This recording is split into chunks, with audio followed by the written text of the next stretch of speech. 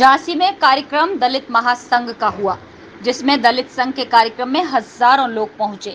दलित महासंघ के कार्यक्रम का उद्देश्य है झाड़ू छोड़ कलम पकड़ने की आवाज को बुलंद किया। श्री बबन रावत राष्ट्रीय अध्यक्ष ने दलित महासंघ का कार्यक्रम भारत के 25 राज्यों में चल रहा है। अगला कार्यक्रम बरेली में होगा आने वाली 8 तारीख को। आपको बता दें, दलित महासंघ के कार्यक्रम में आए लोगों को राष्ट्रीय अध्यक्ष बबन रावत जी झांसी में संबोधन किया। झाड़ू चलाना पसंद नहीं किया तो महादलित परिसंघ का एक नारा है, शिक्षा को हथियार बनाओ, झाड़ू छोड़ो, कलम उठाओ। उसी के तहत ये कार्यक्रम आयोजित हुआ है और हमें खुशी है कि इस तरह के दूसरे व्यवसाय में जैसे टेंट का, मोबाइल की दुकान और गारमेंट के और सारे सैलून हो गया, बढ़ईगिरी हो गया, इस तरह से कितने नाम गिनाऊं, इस तरह के जो व्यवसाय लोग अपनाए हुए हैं उनको सम्मानित किया गया है। सर, इस कार्यक्रम से देखा जाए तो अपने समाज को कितना असर पड़ता हुआ नजर आ रहा है? बिल्कुल असर पड़ने के लिए ही ये कार्यक्रम किया जा रहा है। देखिए, जो समाज सोया हुआ है उस पर असर बहुत धीरे धीरे पड़ता है, बहुत बाद में पड़ता है। लेकिन कहा गया है कि पत्थर आखिरी चोट पर टूटता है, लेकिन उसके पहले की चोटें बेकार नहीं जाती हैं। हम लोग ये कोशिश कर रहे हैं और उम्मीद है कि कोशिश करने वालों की कभी हार नहीं होती। अहम सवाल जो आपसे है कि लास्ट में मेरा सवाल है कि वाल्मीकि समाज को आप क्या कहेंगे? वाल्मीकि समाज के बारे में क्या कहेंगे? वाल्मीकि समाज को मैं यही कहूँगा कि वाल्मीकि समाज के अंतिम लोग हैं। मैं सरकार से कहूँगा कि समाज के अंतिम लोगों को मुख्य धारा से जोड़ा जाए। इस देश के जितने भी महापुरुष रहे हों, चाहे गांधी हों या अंबेडकर, इवन देश के वर्तमान प्रधानमंत्री, इस समाज के अंतिम लोग सफाई कामगार समाज है, जो वाल्मीकि समाज है, उसको मुख्य धारा से जोड़ने के लिए जी जान लगाए हुए हैं।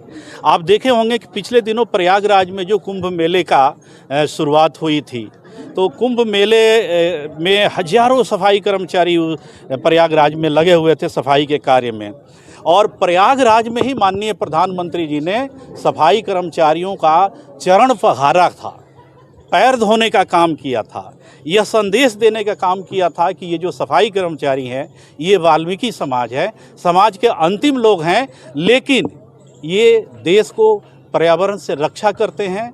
आप हैजा, प्लेग और कोरोना जैसे महामारी जब इस देश पर आती है तो उसके खिलाफ जंगे मैदान में यानी सड़कों पर उतर जाते हैं। अतः देश के बाकी नागरिकों को सम्मान भाव से इन्हें देखना चाहिए और ये वाकई में ये पूजनीय हैं।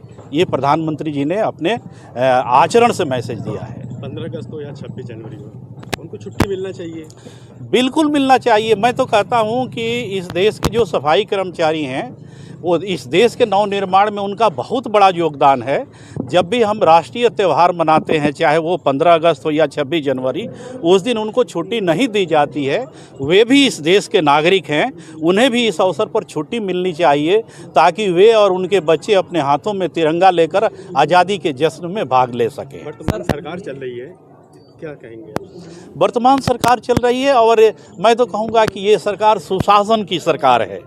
इस सरकार में जन आस्था सरकार के प्रति बढ़ी है। सरकार वोट के राजनीति नहीं कर रही है, सरकार अंतिम आदमी को मुख्य धारा से जोड़ रही है और अपने राज्य के नागरिकों को शांतिपूर्वक जीने के लिए जितना भी उपाय करना चाहिए सरकार कर रही है। सर, एक सवाल और है। 25% बार बार ये आपके मंच से ये कहा जा रहा है कि 25% जो आरक्षण है वो अभी तक मिला नहीं है, तो इसके बारे में सर क्या कहना चाहेंगे? राज्य सरकार और जो है कि केंद्रीय और राज्य सरकार की अलग अलग आरक्षण होते हैं, कहीं पर परसेंटेज अधिक होते हैं, कहीं कम होते हैं। तो केंद्र सरकार और राज्य सरकार के जो आरक्षण है वो आरक्षण कोटा अभी भरा नहीं है। इसके पीछे ये तर्क दे दिया जाता है कि candidate are available but not suitable, इस तरह कह कर के छांट दिया जाता है। हम आपके माध्यम से सरकार से कहना चाहते हैं कि शेड्यूल कास्ट के लोगों के लिए, शेड्यूल ट्राइब के लोगों के लिए, कमज़ोर वर्ग के लिए स्पेशल वैकेंसी निकाल कर विशेष बहाली अभियान निकाल करके उनकी बहाली की जाए ताकि वो कोटा भरा जा सके। यूपी के सर 75 जिलों में अब तक जो है कि कितना परसेंट मैं मानूं कि कितना परसेंट जो है कि अभी तक परिवर्तन हुआ है आपके इस मंच से? देखिए, हम इस धारा में विश्वास करते हैं। आप एक फिजिक्स का नियम है कि पानी जब तक 100 डिग्री सेंटीग्रेड तक नहीं पहुंचता है हीट उसमें, तब तक खौलता हुआ दिखाई नहीं देता है।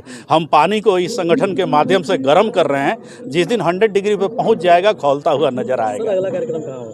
अगला कार्यक्रम है बरेली में 8 अक्टूबर को। अच्छा, चलिए, जो है कि ये थे